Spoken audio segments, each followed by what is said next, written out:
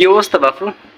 দেশের ভিতরে যা হয়ে যাক, মহামারী, টর্নেডো, করোনা, ঝড় ঝাঁটি, কালবৈশাখী, বিএনপির আন্দোলন, জামাত শিবিরের আন্দোলন, কোটা আন্দোলন, দেশের ভিতরে যা হয়ে যাক, দেশটা ধ্বংস হয়ে যাক, কোনো সমস্যা নাই। শুধু ওয়াইফাই আর বিপিএন থাকলেই হচ্ছে। আর যা হবে হোক, দেশটা ধ্বংস হয়ে গেলে কোনো সমস্যা নাই।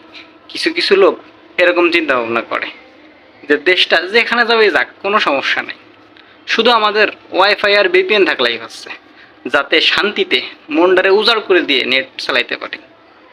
কিছু কিছু মানুষ এরকম চিন্তা ভাবনা করে যে এইগুলো নিয়ে তাদের মনে কোনো আক্ষেপ নাই, কোনো চিন্তা নাই, কোনো টেনশন নাই, যে দেশ যা হবে হোক, শুধু ওয়াইফাই আর বিপিএন থাকলেই হচ্ছে।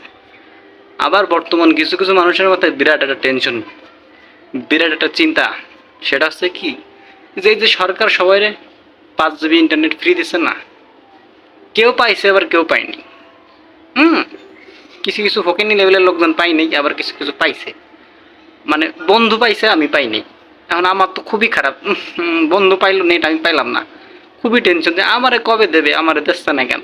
মানে এই যে 5 GB 3 দিন মেয়াদ ফকিনি ধরনের নেট, এইটার জন্য বাঙালি টেনশনে মরে যাচ্ছে। আক্ষেপ, বড় এক আক্ষেপ যে 5 GB ইন্টারনেট পালাম না।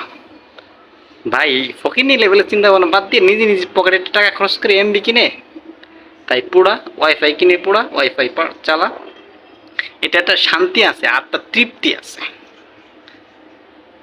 ঠিক আছে।